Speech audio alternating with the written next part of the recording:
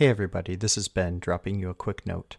Our editors have been working hard to get episodes finished to release on schedule with the reading of the week. Our hope is that listeners will have the chance to engage with the content and share meaningful ideas in their circles of family, friends, and church. In order to meet this goal, this episode has been released with minimal editing. We are looking for additional volunteers to join the team and help with editing, social media management, and content creation. If you are interested, please reach out to us on Facebook or email latterdaypeacestudies@gmail.com. You can also donate to the project, helping us cover the costs of things like website hosting and podcast platform fees. Donations can be made through PayPal by going to our website, latterdaypeacestudies.org, clicking Get Involved, and scrolling down to the donate box. Thanks so much to all who have helped out and donated over the years. We are sincerely grateful. Latter-day Peace Studies is produced by peace-loving members of the Church of Jesus Christ of Latter-day Saints. Any views expressed herein are not to be taken as official positions of the Church or its authorities. Latter-day Peace Studies presents Come Follow Me. I'm Christopher Hurtado. And I'm Ben Peterson. Thank you for joining us as we discuss this week's reading of Come Follow Me as outlined by the Church of Jesus Christ of Latter-day Saints.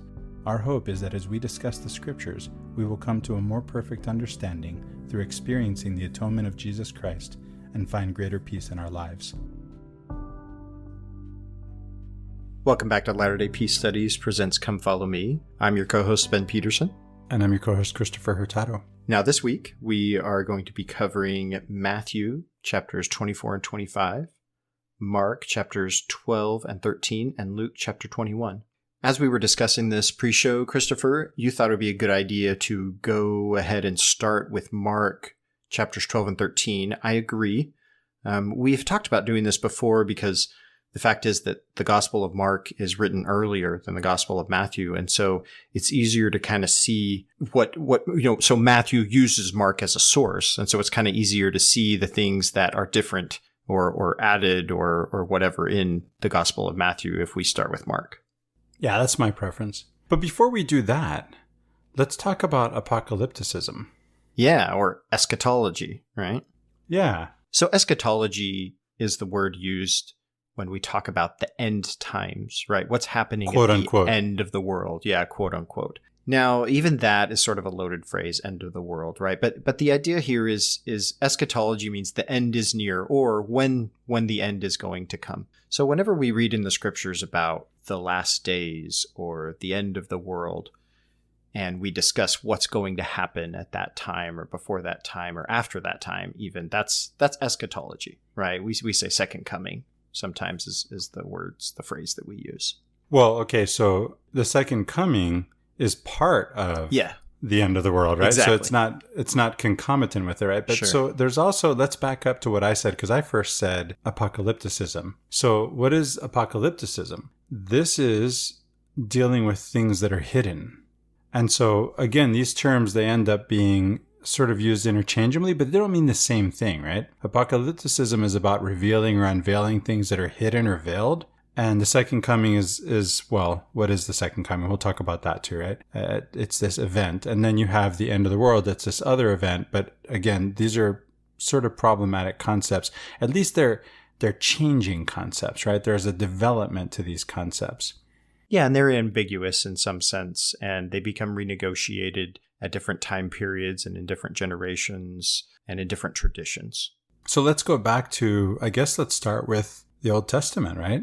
Old Testament times. Yeah, when we were in the Old Testament last year talking about eschatology, we did come across this phrase, the latter day, right? And this is used in Isaiah, elsewhere in the Old Testament. And this is sort of maybe distinguished from the latter days, but the latter day in the concept of those books, of those scriptures, wasn't originally referring to a period that was like at the end of the world. What the latter day meant was at some later time, right? This is just, hey, at some future point. Ben, I wonder if it helps to make another distinction, because you say the end of the world, and we had to put that in scare quotes earlier, and we have to deal with that, right? Maybe we should talk about the end of time. Okay. That's another way to think about this, right? So the latter day isn't necessarily the end of time. It's just later. Exactly. Yeah. And later on, when we get the phrase that you mentioned, Christopher, the end of the world, some of that has to do with just how the King James Version is translated. This word that we get translated as world. In our modern vernacular, the word world becomes synonymous with earth. And so we're thinking about like the globe, right? The entire earth. But if we take another sense of that word world, what we're talking about actually is sort of the order of things as they are, the status quo. And in the NRSV, it becomes translated as the end of the age, right? So we're transitioning or moving into a different time period, something where society is changing, things are going to be different. Ben, now that you put it that way, world is translating cosmos. And cosmos, which by the way is cognate with cosmos, right, just means the opposite of chaos. It's the order, as you said, the order of the way things are, right? And so what we get in Genesis is how things come to be, how the world comes to be, how the order of things comes to be, right? Right. And we see over and over in the Old Testament that we go from that order back into chaos, back into reorder. This is the wisdom pattern that we talked about, as Richard Rohr put it, Father Rohr, right? And yet there's this other word that's being translated, I think, in this conversation, in this week's reading, when you said the end of an age, and that's how the NRSV has it, that's not even cosmos, right? That's aion. Right. Which is cognate with eon in English. Yeah. And that's an age. That's sort of a period of time. But you can see how these two, eon and the world as we've explained it, right? This idea that the way things are right now, this present order, right? They become synonymous. And these can both have an ending and there can be a new beginning. And that's what we see over and over, both in the scriptures and in history and also in our everyday lives. Even we're around long enough to see this. You have a global pandemic, the world ends and it's a new world now. Yeah. Now everybody Zooms. We jokingly say, BC before COVID, or CE, the COVID era, right, instead of the common era. Oh, that's right? funny. I hadn't heard those. That's great. So, you're right there. Things are different, right? So it's a different type of age. And while some changes are more drastic than others, what we're talking about here in the context of the New Testament, when we read things in the King James, like end of the world is more referring to the order of things as they are, which specifically, again, in the context of the New Testament, is going to be referring to most specifically the Roman Empire, right? Or the state of the Israelites or the Jews within the Roman Empire. That's exactly where I was going to go. I was going to give one more example first, though, going back to another end of the world related to a pandemic, right? During the past pandemic, the COVID pandemic, my kids and I watched a Great Courses course on the Black Death in the Renaissance, right? And so that really changed the world, right? So before the Black Death, you had the aristocracy marrying the aristocracy and the royalty marrying the royalty, and you couldn't marry into royalty. But what happened is a lot of the royalty or the aristocracy got wiped out by the pandemic, right? The Black Death. And so you just didn't have enough people to marry. And so this meant that people like the Medici family, for example, a banking family, could actually buy their way into royalty and into the papacy. Right? That's what happened. And so that's a whole different order from before the Black Death, right? So that's a whole different thing. So when we look at these scriptural concepts moving from the Old Testament idea of this latter day when things are going to be different, and we move into the time of Jesus and the New Testament, and here we look in the Gospels, we get this idea of the coming of the kingdom of God, right? This is this imminent change that's going to happen that Jesus and his disciples are proclaiming among all the people, saying this change is going to come very soon.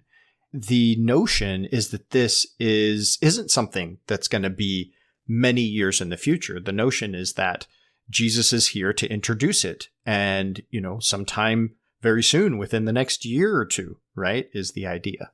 Well, we get very specifically stated in the text that it's going to happen in this generation, quote unquote, right? So that's within 20, 30 years, max. Right. Yeah, so that would then be an early Christian sort of maybe renegotiation of this coming of the kingdom of God, thinking, oh, this is the return of Jesus, and this is going to happen any day now, right? You know, even Paul, when he's writing in his letters, is thinking this is going to come, this is going to happen anytime. We've even mentioned that this is a possible explanation for not getting married. Yes. Right? The cult of celibacy, it could, why get married? You don't get married after that. That's something else we talked about is people aren't marrying and giving in marriage after death, right? After the end of the world, as it were. See, that's another one, by the way. So I mentioned this before, Ben. The end of the world, right? The end comes for all of us. On the one hand, right? It can happen at any minute. It's true. Like any day now, I could die.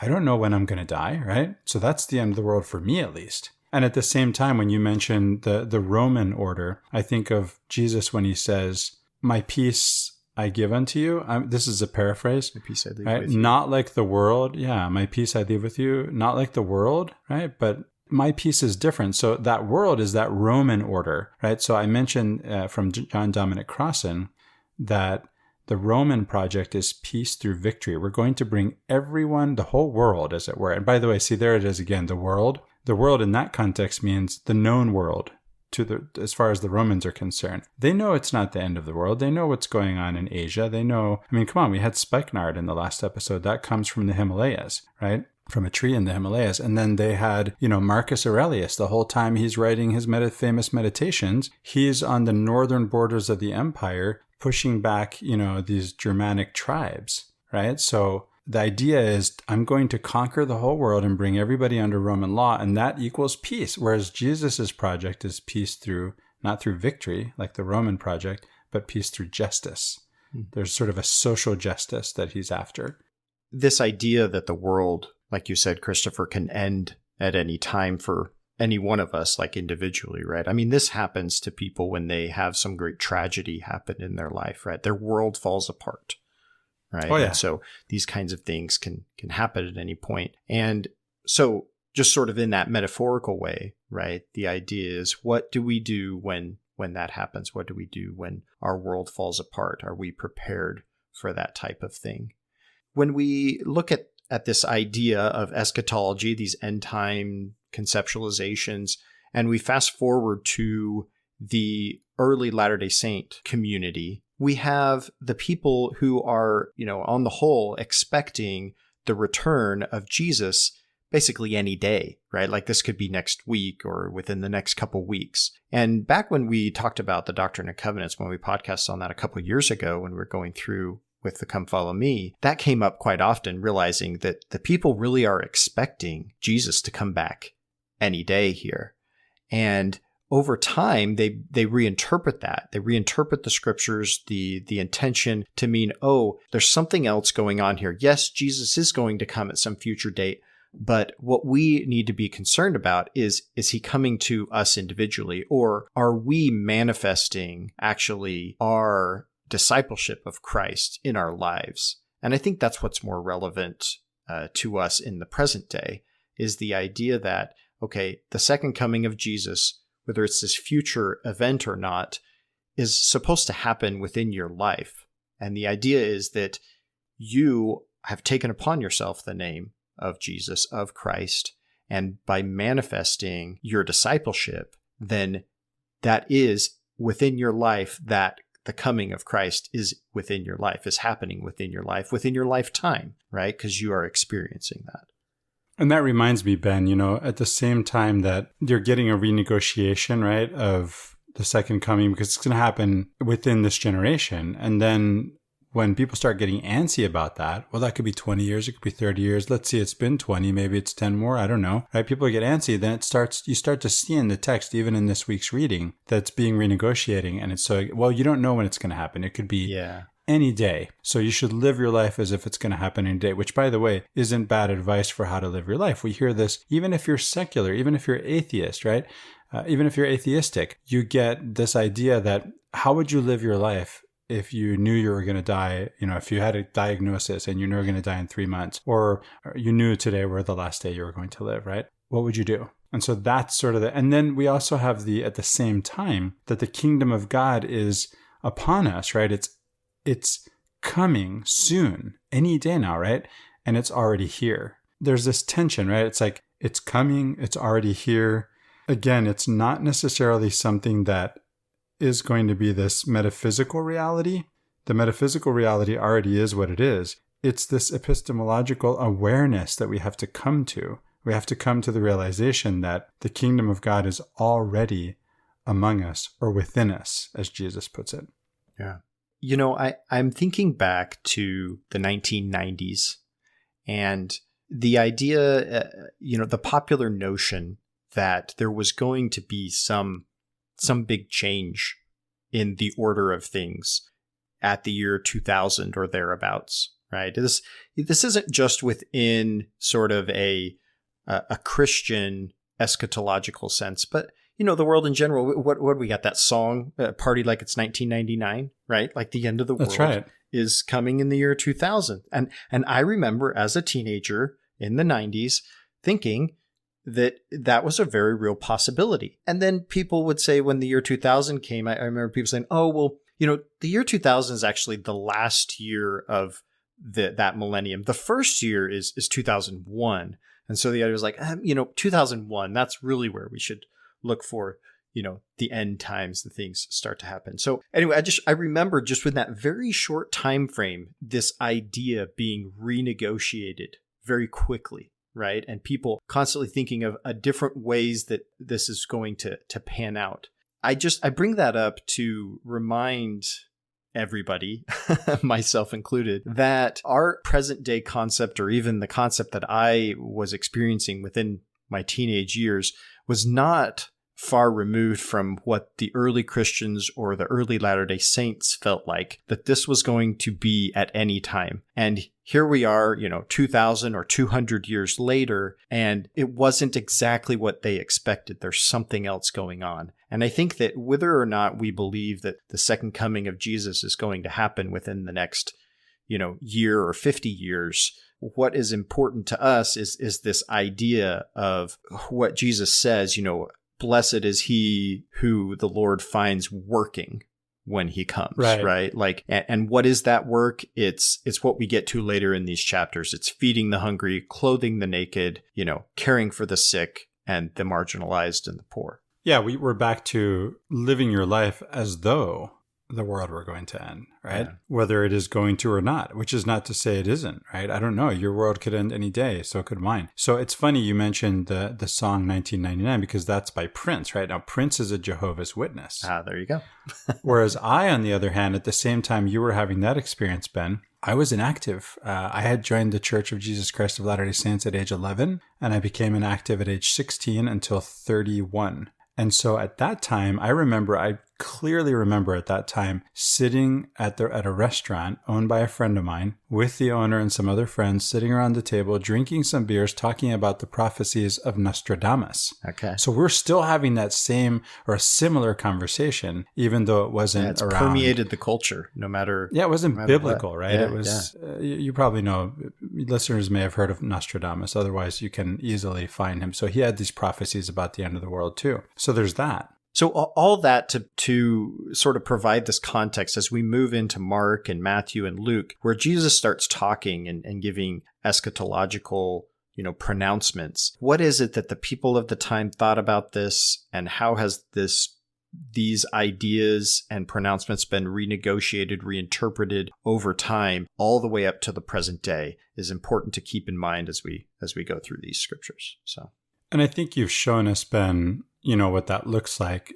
We started with the Old Testament. We look at the New Testament. We think about even right after Jesus dies, what happens and how that's renegotiated. And especially the example you gave us that even I could relate to, even though I wasn't thinking about the New Testament in Nostradamus, right? That idea that, and you see it, and I also studied, for my master's, extremism of all sorts, right? I took a terrorism master's, and you have all kinds of extremist groups who identify the end of the world. And then, of course, if there's some religious leader, he's going to lose his following if the thing doesn't happen. So as soon as it doesn't happen when it's supposed to, there's a new interpretation and a new renegotiation, and it becomes something else, right? Finally, Ben, the apocalyptic language that we see in the New Testament looks just like the apocalyptic language that we saw in the Old Testament.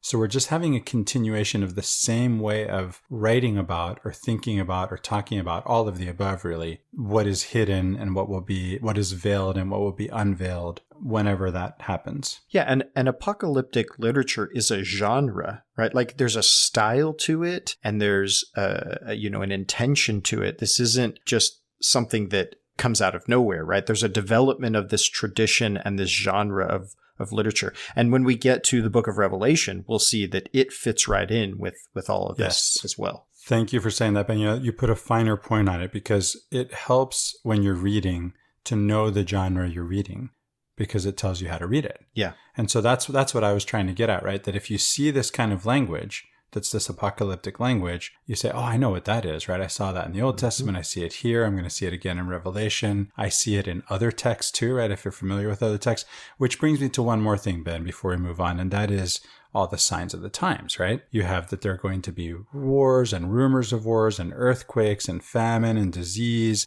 All these things, if you've studied history, which I spend a lot of time reading history, these things are always happening. Right? They're always happening. In fact, I can go back to one reference instead of going to all of them. Marcus Aurelius again. In his Meditations, he writes about this, which is very much a Stoic concept. He's a Stoic philosopher, emperor. I guess he would be an instantiation of Plato's idea of the philosopher king, right? Right.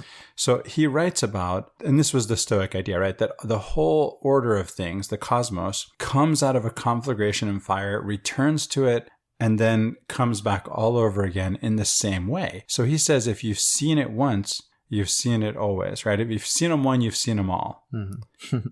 Yeah. So, and that's how it is, right? I mean, come on. The more things change, the more they stay the same. How many times have I seen throughout history wars, rumors of wars, famines, diseases, all these things that we're reading about in this apocalyptic literature?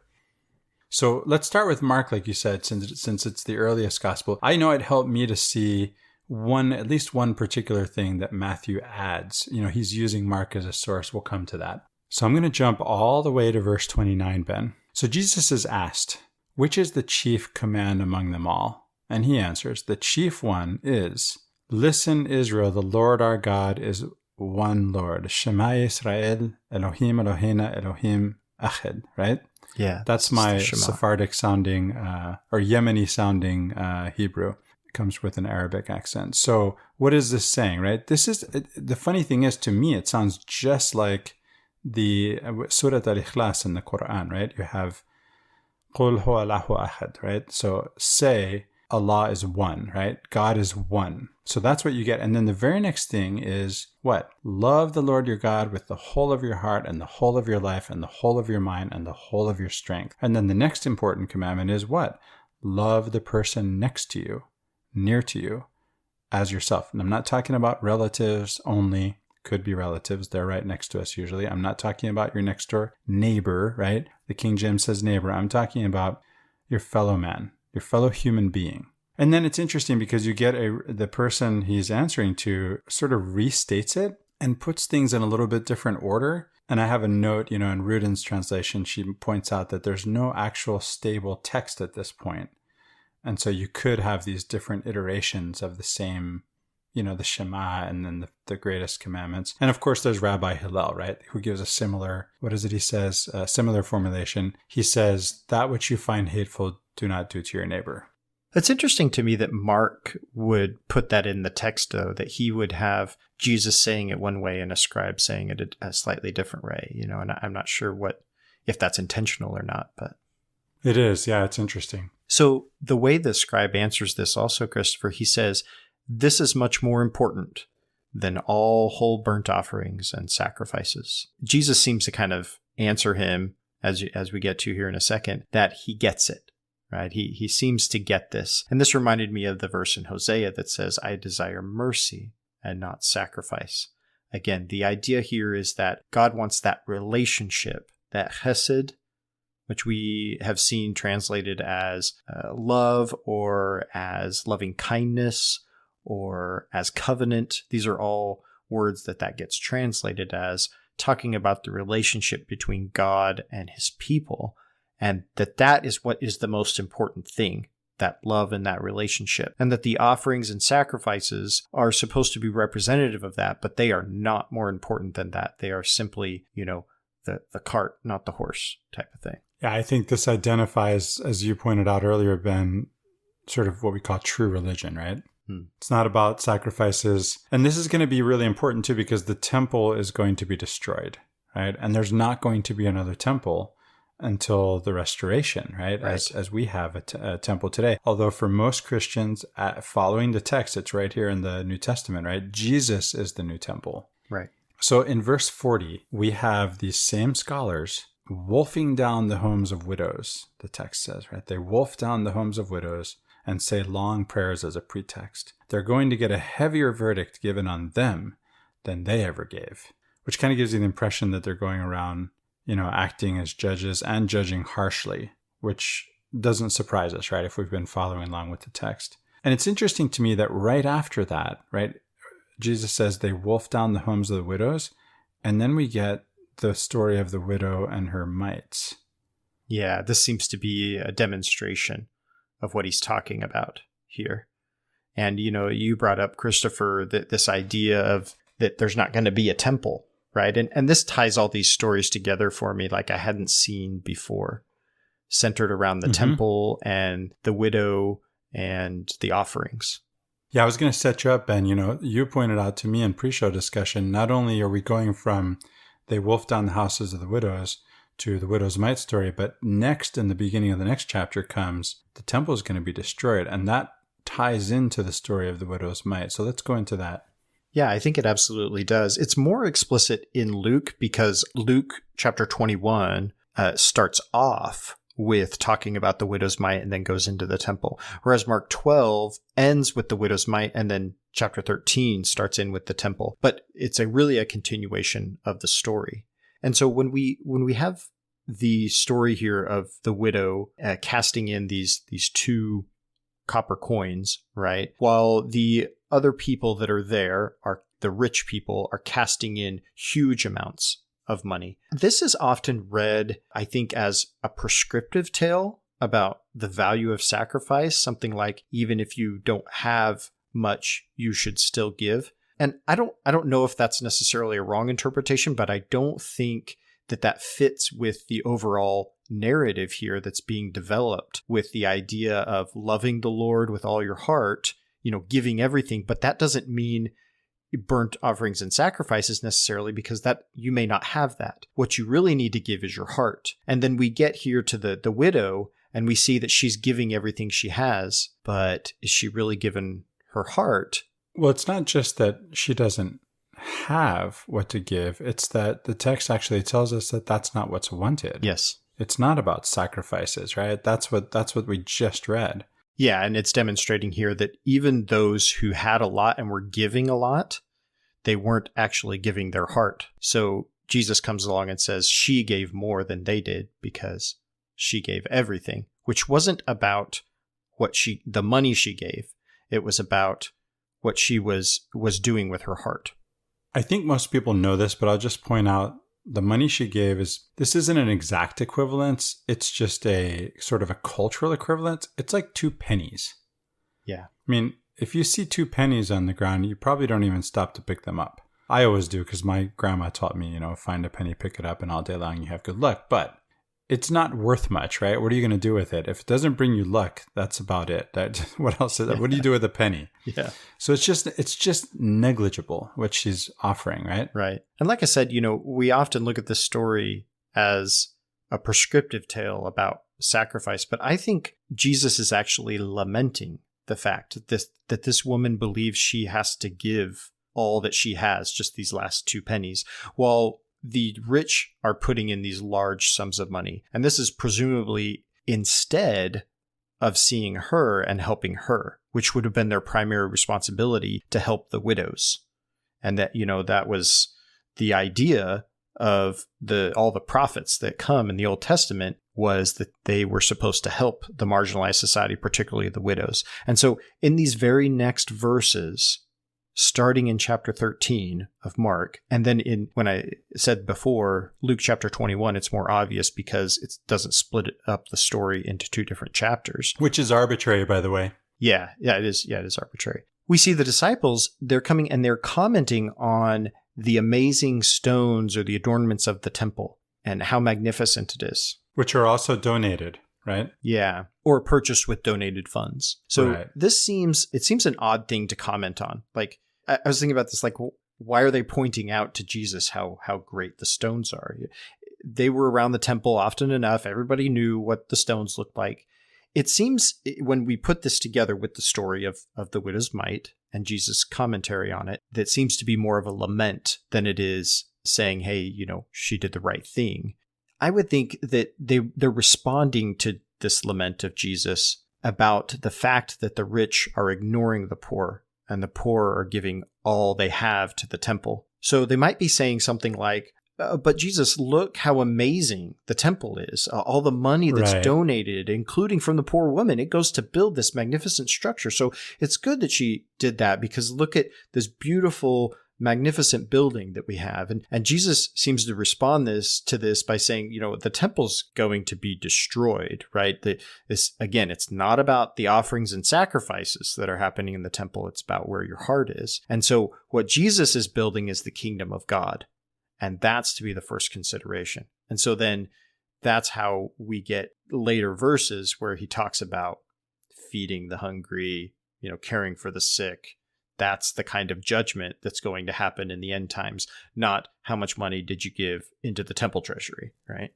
Yeah, I want to throw in some historical context. This may be a good point to talk about this. There's something else we talked about when we covered the Old Testament, and that is prophetology. We talked about that a little bit, right? What is a prophet and what does a prophet do? And so Jesus is identified in the New Testament as a prophet, and here he's prophesying the destruction of the temple. The question is, and by the way, there's all this eschatological language too that we talked about in the introduction to this episode. And so the question is Jesus predicting things that are going to happen at the end of the world, meaning at the end of time, or is it at the end of this order? Right, the order that exists at this time. And I'm going to suggest that it's probably the latter. And that fits the prophetology that we gave, Ben, which is we don't see the prophets as predicting events that are going to happen much, much later in the future, but rather something that's impending, something that's upon you.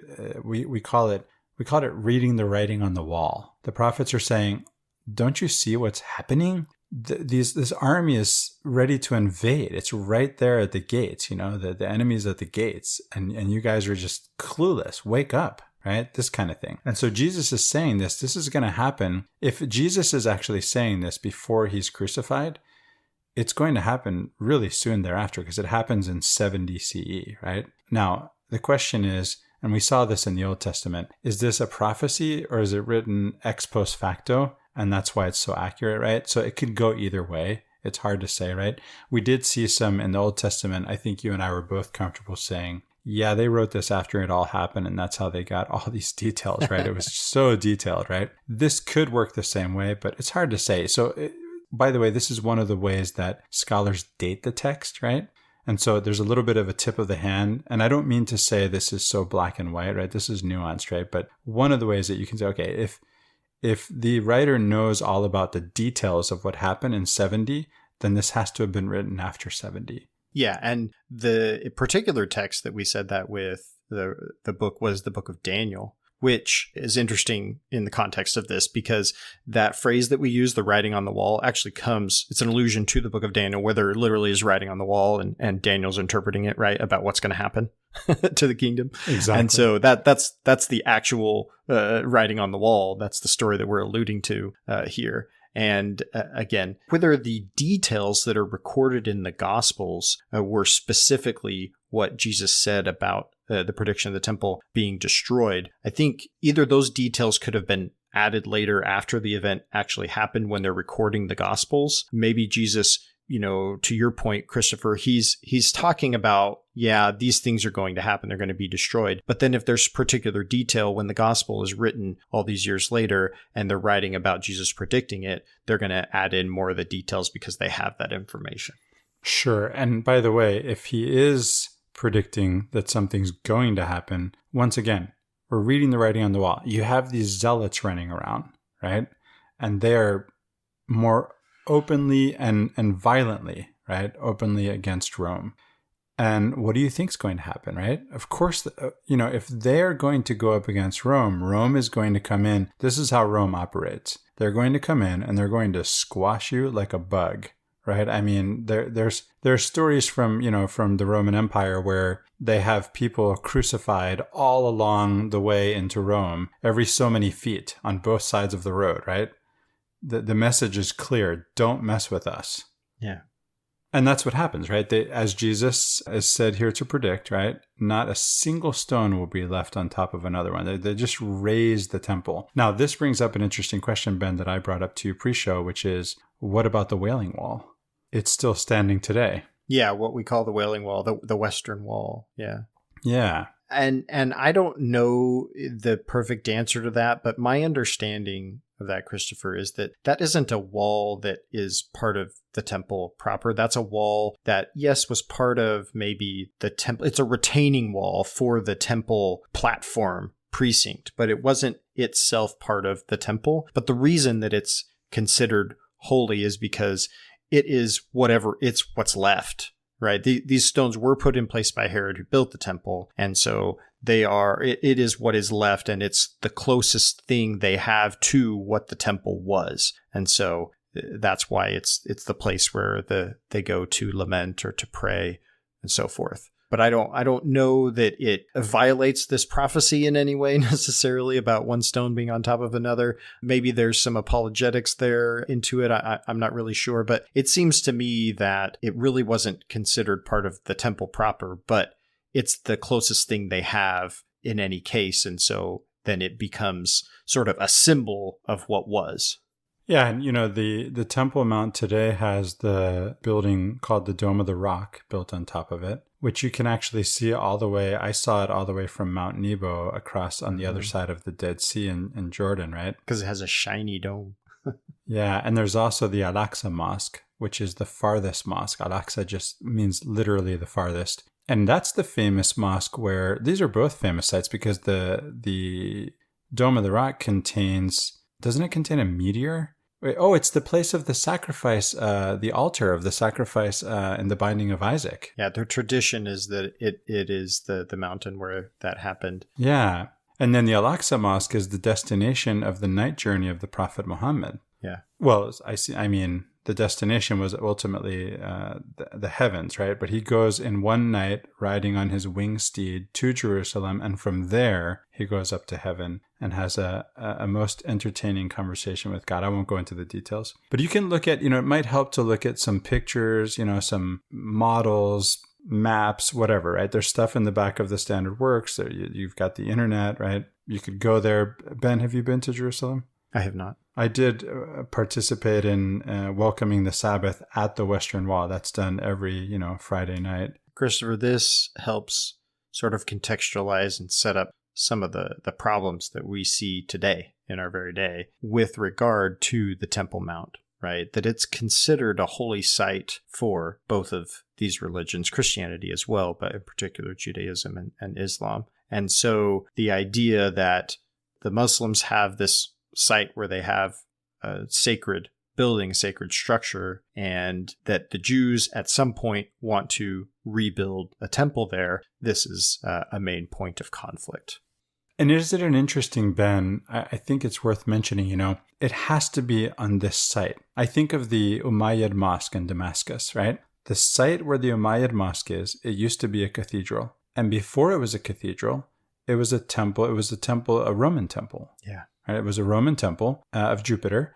And before it was a temple of Jupiter in Roman times, it was a temple of Baal. Yeah. It's the same site. And where is this done? At the center of the world, right? The cosmic mountain, the place where heaven and earth meet. And it may be hard with a Western mindset or even just American mindset to grasp why that is and why that's the case. But especially anciently, but even now, in different cultures, the idea of a specific place being important, like the ground itself being holy, that sacred space, and it needing to be there again, I think we have, maybe as Americans, a little trouble entering into that concept. We could probably think of some analogs of it and as to why this would be the case. But especially in ancient times, when you had religion wasn't a separate thing from the civil society. It was all together. It was all part of the same thing. And so when you had like a country that took over or conquered another country, the way that you assimilated the culture, at least one of the ways that you had to assimilate the culture, was to tear down their temple or at least co-opt it into your religion so that you meshed the two and took it over, right? That's how your God defeated their God. And we see this happening in the Old Testament with several things, and this happens all over the place. And that's how that takes place. One of the wisest leaders in the history of the world was a sultan who did not allow the Muslims to pray in the Church of the Holy Sepulchre, because then it would become a mosque. Yeah. And he preserved it. But at the same time, right, it is this is what happens. I think in the Latter-day Saint tradition, we do have this idea that there are certain plots of ground that are particular and important to us, like for temples especially, right? And so even though it's not as maybe as strong within our religious history and consciousness, and maybe we can grasp a little bit what's going on for these peoples, and then just imagine that this is over thousands of years that this concept has been ingrained within their culture and their religion and passed down a tradition, and so it becomes very important to them. Yeah, and there's a related point to be made in the New Testament context. I don't remember the book, chapter, or verse. Ben, you're better at this than I am. You can tell me if you know what I'm talking about. But there's the episode where Jesus is at Banias, right, which is one of the sources of the Jordan. And that was a sacred site. Talking about Caesarea Philippi? It may be Caesarea Philippi. The place is called Banias, right? So this is an ancient site. This was a holy site for all the pagan religions since time immemorial. And Jesus goes there and he's basically, sort of trash talking the place. He's dissing it, and so that goes over like a lead balloon, right? Right. That's a problem, right? And so if you don't know where this is and you don't see that, right? You can't see, oh, he's standing on this holy ground for other people, that is, right? Now, back to your comment about Americans, I think if you're American, maybe a negative example of how you might relate to this is how Americans feel about something like a battleground like Gettysburg. Yeah, okay. For example, right? Maybe that's a good analog. But we do have in the Latter-day Saint tradition the idea that the temple has to be built in, where is it? As Jackson close County. To where you live. Yeah, there's a Jackson specific County, place. Right? Yeah, a specific And it's place. funny because the Church of Jesus Christ of Latter-day Saints owns this teeny tiny plot of land there.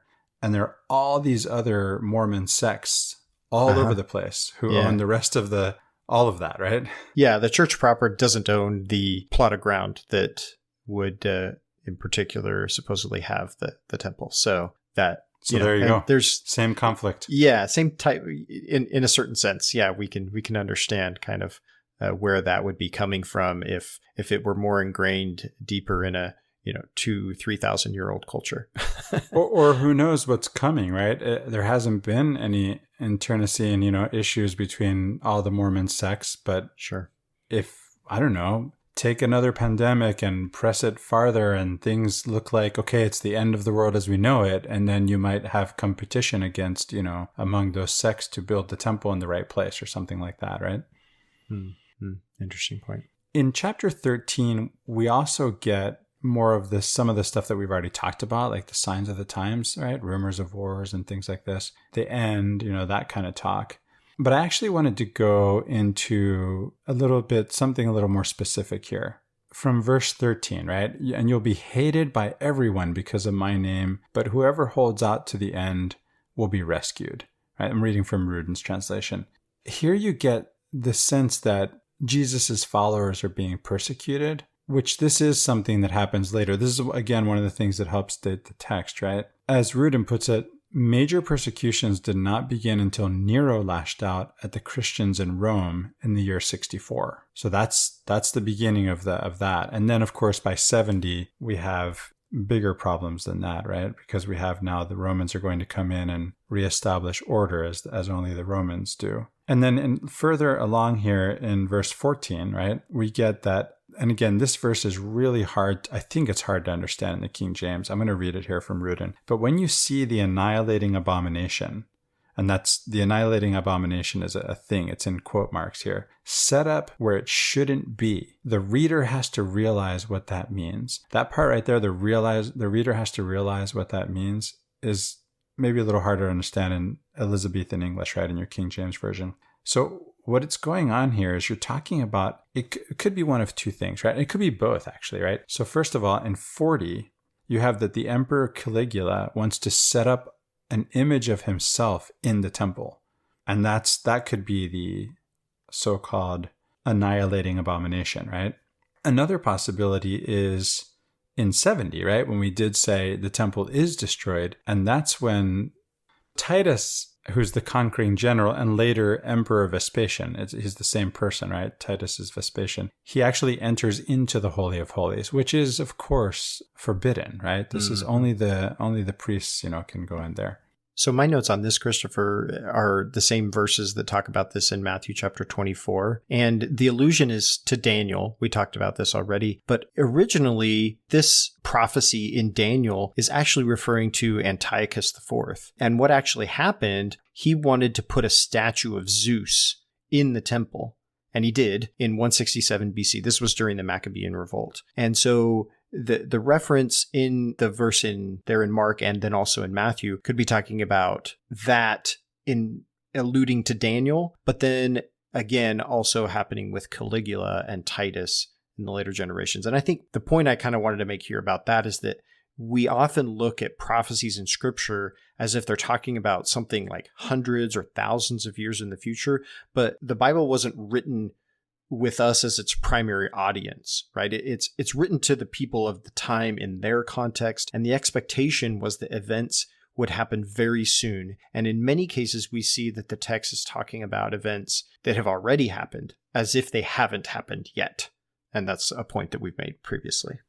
Yeah, I look at this and I see also the allusions that are being made back to the Old Testament, right? That's one. I think you're pointing out, Ben, that those things that are prophesied in the Old Testament aren't about what's happening in the New Testament necessarily, right? They seem to be things that have already happened, and yet here they're happening again in some sense. And again, that's very much like the Stoic idea, right? That these things happen cyclically. And I know that there are some ideas among Latter-day Saints, too, that come from reading the Book of Mormon in a certain way, right? This idea of the cyclical nature of history. That's one view of history. It's not actually very popular today. It doesn't hold a lot of currency in academic circles of history today, right? It has a little more purchase, and when people think, how would you put it, Ben? Is it psychological, right? Maybe it's not psychological. Maybe they really think this way literally. I don't know, right? That there's some kind of cycle happening. It's possible, right? So the last comment I have for chapter 13 is verse 18, where it says, pray that this doesn't happen. So these calamities that are being foretold, pray that this doesn't happen in the winter. I mean, imagine if you had to deal with this in the winter. But then for me, it's funny because we're in Mark, right? If we go to Matthew, and we probably won't have much to say about Matthew because we're covering it all here. Matthew adds something, right? So he's using Mark as a source. He has the same pray that this doesn't happen in winter. And then he adds, or on the Sabbath, which I thought was really funny, Ben. And the reason is because what I'm reading, tell me if I'm reading this wrong. It sounds like he's saying, if you have an invading army coming on the Sabbath, you have a problem because you have to run away, but you're not supposed to do that on the Sabbath, right? Yeah. By the way, you won't be able to fulfill your religious obligations either because you'll be running away. So you have a double whammy there. You're not keeping the Sabbath. And I thought, but there's an invading army, right? It's like, well, sometimes it kind of makes me wonder, okay, wait, is God in control of what's going on and he's allowing this to happen on the Sabbath? And so does that mean you can't run away? Or it is kind of a strange statement. All right, you're having too much fun with this, Ben. You take it to the next level. So one of the things in Matthew that stood out to me, if we go to Matthew chapter 24 now, Christopher, is these verses 12 and 13. Now, this is quoted also in Doctrine and Covenants, which is one of the reasons I think it stands out to me. But he says, the love of many will grow cold, but the one who endures to the end will be saved. And the word here that this sticks out to me, besides love is endure. And I think I did do some word study on this, looked up the Greek and stuff. I do think that this turns out to be a pretty good translation. I am curious what Rudin has for it. But the definition in English of that word endure is to suffer or bear without resistance or without yielding. And that definition is fascinating to me because it's this middle ground that we talk about a lot in terms of our nonviolent hermeneutic and philosophy. The idea that you're not resisting, as in fighting back against something, but you're also not giving in, right? Right. Somebody called me a pacifist, and I said, I'm not. Oh yeah, I was with friends on a hike on Saturday, and they said, you're a pacifist. I said, no, I'm not a pacifist. Yeah. Pacifists don't do anything. I was the guy making the documentary about hyperactive nonviolence, right? Martin Luther King's not a pacifist, right? He's very much active. Yeah. But he is nonviolent, right? And I feel the same way. That's my philosophy.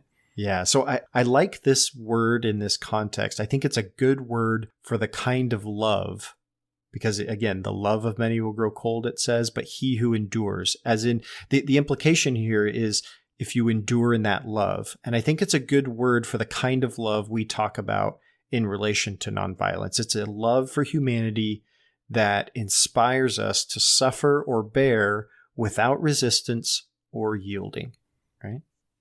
I like that. That tastes good. You know, so just to answer your question, Rudin does have it as endures, right? Yeah. She translates, whoever endures to the end will be rescued. So where she actually differs usually is on these theologically loaded terms, especially the soteriological ones. So instead of saved, you're rescued, right? Okay.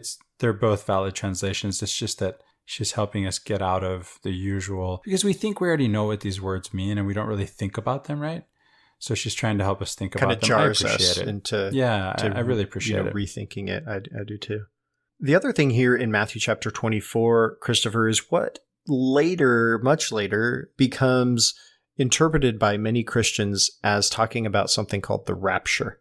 And so here starting in verse 40, we get this, two will be in the field, one will be taken, and one will be left. And like I said, today, this is interpreted by some Christians as talking about the rapture, where Christians will be taken and the non-believers are left behind to face the horrible things that are coming, right? To the judgment of the wicked. The problem with that interpretation is that you can only interpret it this way by proof texting. Because if you read the verses before, it's clear that this is talking about the destruction of the one, not a saving rapture, right? Like the one that's going to be taken is actually the one that's going to be destroyed. It's not somebody that's going to be saved if you read the verses before it. And so again, this idea of the rapture wasn't existent within sort of a Christian doctrinal understanding of the scriptures until the 1830s.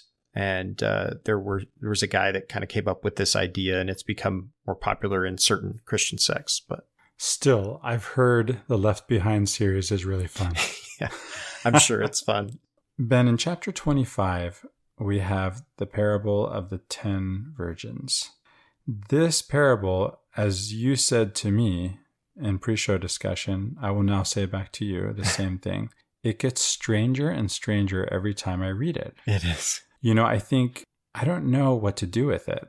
Please, reach out to us if you have and I've heard answers, right? I mean, I don't think I've heard any good answers, right? That's the thing. One of the strange things about it, this is just one of the many strange things about it, is why are these women standing around outside waiting? Why don't they wait inside? It doesn't seem very safe. Yeah. And then this whole personal lamp thing is relevant because they're outside, right? Inside, you would have a lamp inside. It's different. So I don't know. It's really strange. I was hoping for maybe a psychological interpretation from Carl Jung or something. Didn't find anything. What have you got, Ben? Well, normally when there's something like this that we think is strange and we don't have a lot to say about it, we might skip over it. But this is a parable that is, it's pretty popular, at least in within Latter-day Saint discussion. I hear this a lot. And you've got the 5 wise and the 5 foolish, right? And the idea is you need to be prepared. And then there's something like the lamp is your testimony, right? And, trimming of the wick and the keeping of the oil one drop at a time. This is reading the scriptures and praying, right? So that you're building up your testimony. And I get that. I get that interpretation of it. But there's just something strange about the parable in and of itself that I think I'm missing some cultural context. And again, I've even heard what attempted to be cultural context on it. It still just doesn't make a lot of sense to me. There are a few things in commentary that did change my perception of this, or at least how I visualize it with it in my mind. The first thing is the lamps may not have been those like oil lamps that we think of that a genie's going to come out of or something, right? The lamps were actually probably torches, like a stick with rags wrapped around them that were soaked in oil. And what trimming the lamps means is that you cut away the charred cloth and then you add more oil to it to make it burn longer. So, I was always thinking of these lamps, and it's even depicted it within like the seminary videos or whatever of these little lamps, the little oil lamps that they're holding, right? I always think of it that way, but the commentary here is saying, no, that's not. Those are used inside. You don't carry one of those outside. The lamps you would use outside would be a torch with rags on it. So I want my money back. I bought one of those little lamps for my wife in the Holy Land.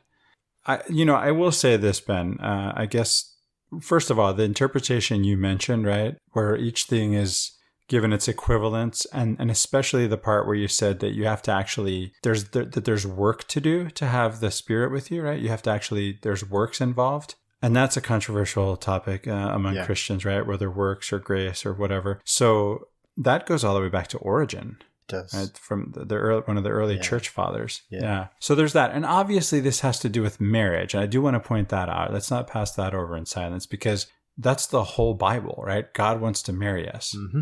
Yeah, the people are invited to the wedding, right? And this is the cosmic wedding. This is heaven and earth, or God and his people. And so they have not prepared themselves for this, at least half of them. And so later in this chapter, the way that Jesus tells us to prepare is what? We've mentioned it before, is care for the hungry, the thirsty, strangers, naked, sick, otherwise oppressed people. This is how we come to know him, right? And what we get at the end of this story, I don't know you, right? When it opens, we want to knock on the door, so... Well, that just makes the story stranger, because these ladies are just standing around trimming their torches or whatever. So, here's one of my questions. Again, another strange point. Why 10? Yeah. It's a strange story, but hopefully we've given you something to think about. I know I took away something to think about. Thanks, Ben. I want to talk about, what's happening in verses 35 all the way through 45, right? 35 through 45. As you've pointed out, right? What Jesus is telling, this is what you were talking about, right? Where you said Jesus is telling us later in the chapter what to do to be prepared, which isn't standing around. It's actually doing all this work. And again, Origen already gave that interpretation, right? That there's work to do to be able to have Spirit, Yeah. So it's spelled out for us, right? That when we serve our fellow human beings, that's when we're serving God. Right? We get these famous verses, right? When did we see you naked, and when did we see you hungered, right? That's when you did it to one of your neighbors, right? One of your fellow human beings. And then when did we not, and then there's only one specific thing I want to go into here. This takes me all the way back to when I first quit social media. It's been over 7 years, You had the Syrian refugees, and our co-religionists, Ben, were complaining against these foreigners, right? That these foreigners were coming here. And some of them are relocating to Salt Lake area, right? And the impression was a lot of them are coming, or more of them are coming, or whatever, something like that. And it's interesting because, the government has been helping people to come to the United States, and specifically coming to that area for decades. Yeah. In steady amounts, right? And you can actually, and we're not actually doing a really good job incorporating them, because if you go to Salt Lake, there are sort of these ghettos, right?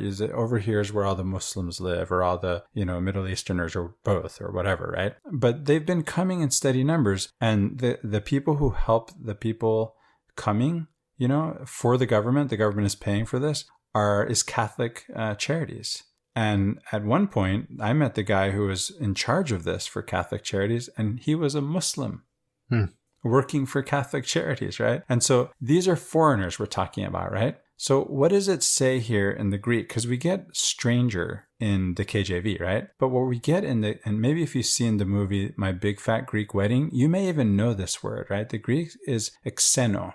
And exeno is remember exeno with the Toast family, right? Yeah. This is the foreigner, right? So I translated this right before I left social media for good. I translated it, when saw we thee a foreigner and took thee in? You see? Yeah. That's the point I wanted to make. Well, and we even had a general conference talk that went, specifically on this point, the whole talk, and talked about how we should be welcoming them in and everything, and people still, they dismissed it. Many did. Many did not. Many said, okay, we're going to do it. And wife and I were some of them that decided we were going to help out, and we were greatly blessed for it, I should say. We made a lot of good friends and learned a lot. One of my friends, Tito Momin, the author of the book My Name Used to Be Muhammad, is not a Muslim, no longer a Muslim. Right? He was a Muslim, like the guy I mentioned from Catholic Charities, but he is working also with, helping people in, this is his job, right? Working with people in Salt Lake City, people who need assistance, homeless people, things like this. So, there's another Latter-day Saint. It's interesting, right? Because I like the way you put it, Ben. And I know it wasn't a blanket statement, right? But the point is that there were many, right? There are many who hearkened, right? That's probably the way to put it. And many who did not. And so it's curious to me how this works, right? Like, do we hear and hearken? Or does it have to agree with our own, ideas? And do our ideas actually agree with the scriptures that we're here talking about? That's the question we all have to ask ourselves, and we have to look into our own heart and into the mirror and whatnot. So that's a good exercise for all of us, I think. Are we willing to change our mind about something? Yeah. Repent, right? Change your mind. If it needs to be changed. Yeah. If it needs to be changed, yeah. Do we need to turn and face the other way, right? Or are we thinking this way? We need to change our minds and face the other way, right? Repent.